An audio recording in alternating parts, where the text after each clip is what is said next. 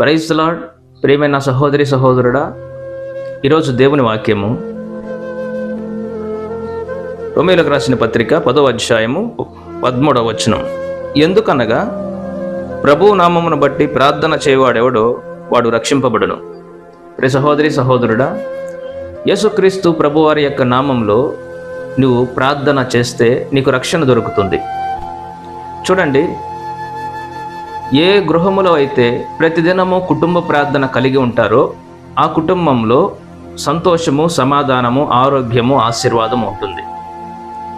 ఎవరైతే ఆదివారం మాత్రమే చర్చికి వెళ్ళి మిగతా రోజులంతా లోకంలో కలిసిపోయి ప్రార్థనా జీవితం లేకుండా ఎవరైతే గడుపుతుంటారో వారి గృహములో సాతానుని యొక్క ప్రభావము ఎక్కువగా ఉంటుంది. ఒకసారి మిమ్మల్ని మీరే పరిశీలన చేసుకోండి.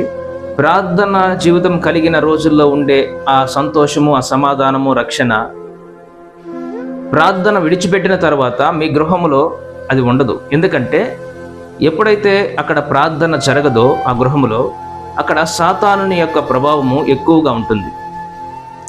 మీ మధ్యలో ఉన్న ఐక్యతను సాతానుడు పాడు చేస్తాడు.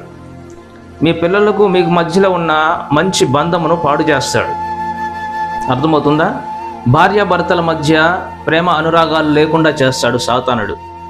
కాబట్టి చూడండి, ప్రతిదినము కుటుంబ ప్రార్థన కలిగి ఉండే ఆ కుటుంబాల్లో ఉన్న ఆ సమాధానము, సంతోషము, రక్షణ, ఆనందము కుటుంబ ప్రార్థన లేని వారి జీవితాల్లో ఎంత భయంకరంగా ఉంటుందంటే భార్యాభర్తల మధ్య గొడవలు, సమాధానం లేకపోవడము, లేనిపోని అనారోగ్యాలు ఎన్ని కలుగుతుంటాయి. కారణం ఏంటంటే సాతానుడు ఆ ఇంటిని ఆవరించి నాశనం చేస్తుంటాడు.